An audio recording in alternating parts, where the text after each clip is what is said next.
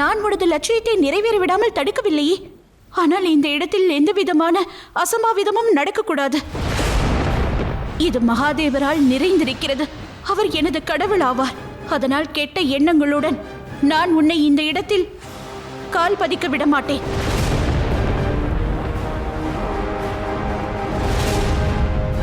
சரி, இதற்கும் வழி உள்ளது.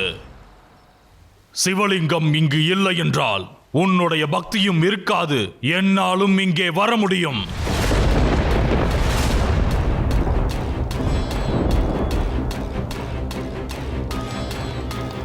நான் உனக்கு எச்சரிக்கை விடுக்கிறேன். அங்கேயே நின்றுவிடு. சிவலிங்கம் இருக்கும் இடத்திற்கு நீ வரக்கூடாது.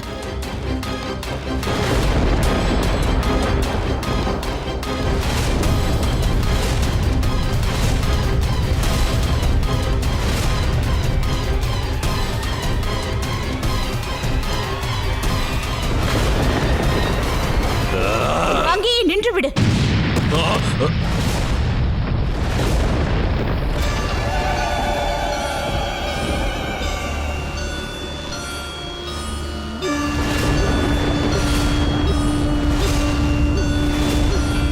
இது எப்படி சாத்தியமானது தந்தையே? சிறிது சிறிதாக கன்னி குமரி தனது சக்தியை உணர்ந்து விட்டால் தான் அடைய வேண்டிய லட்சியத்தையும் அவள் புரிந்து கொண்டு விடுவாள் கார்த்திகேயா.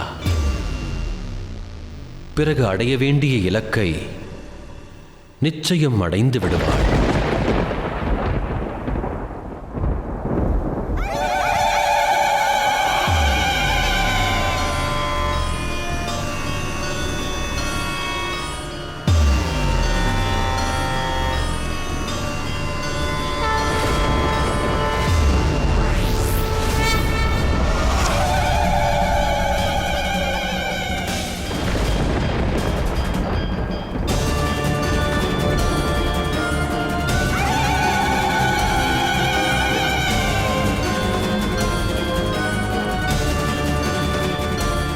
அந்தமும் நானே, ஆரம்பமும் நானே, காளியும் நானே, மகா காளியும் நானே.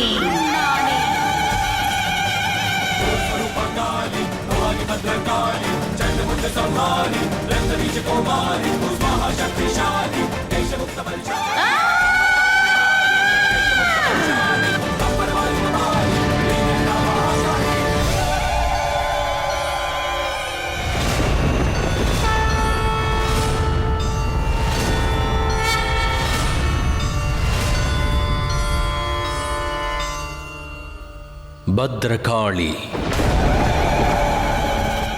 உன்னால் என்னை அழிக்க முடியாது. சிந்தித்து பார். நான் உன்னிடம் வரத்தில் என்ன கேட்டேன்? ஒரு கன்னிப்பெண் மட்டும் தான் என்னை அழிக்க வேண்டும் என்று கூறினேன். ஆனால் நீ ஒரு கன்னிப்பெண் அல்ல.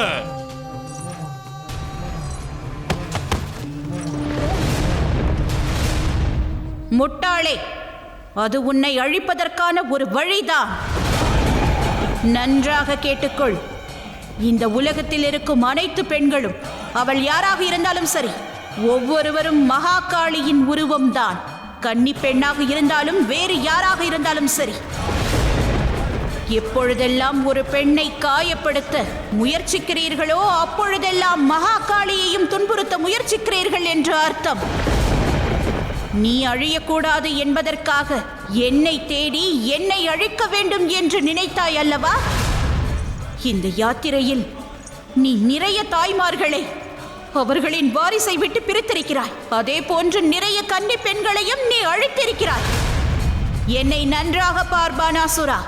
உன்னை எப்படி அழிக்கப் போகிறேன் என்று நன்றாக பார். என்னை பார். நன்றாக தெரிந்து கொள். கன்னி குமாரியும் நான் தான், அந்த பத்ரகாளியும் நான் தான். இப்பொழுது உன் அனைத்து பாவத்திற்கான தண்டனை இந்த மகா காளி அளிப்பார்.